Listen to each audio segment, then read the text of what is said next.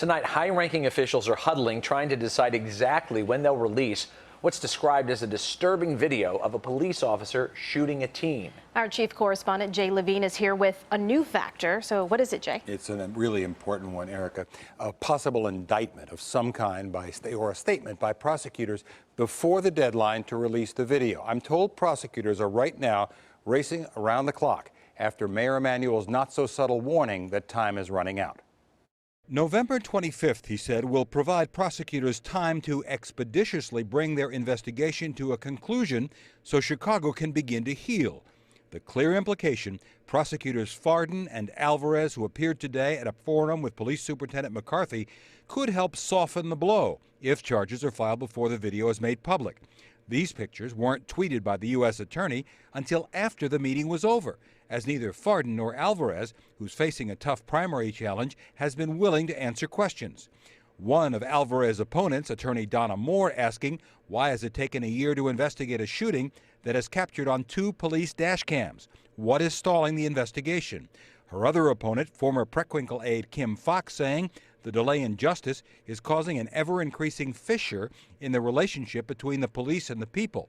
Police Union President Dean Angelo also criticized federal prosecutors. My question to the federal government is why weren't you in court to ask for the video to not be released so it doesn't impede or impact your investigation? We're confident that despite the graphic nature of the video, we're confident that my client's actions were not only lawful, but also within department policy and within his training.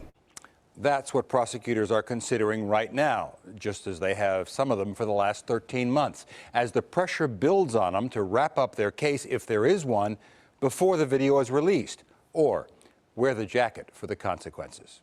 Erica, Rob?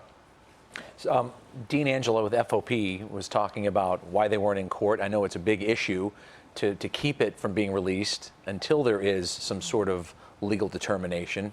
Has anybody explained that one? You raised it in your piece. Well, it's a legal issue. It's a FOIA issue. It's part of the law as to what can be released or why. But the point is a good one. How are you going to find a jury of impartial people if everybody has seen YouTube, TV, or smartphone video of this incident round the clock, day after day? And say an indictment does come down, do you think because it took so long to even get it that people are going to question how they're able to continue the case and actually prosecute it in a fair manner?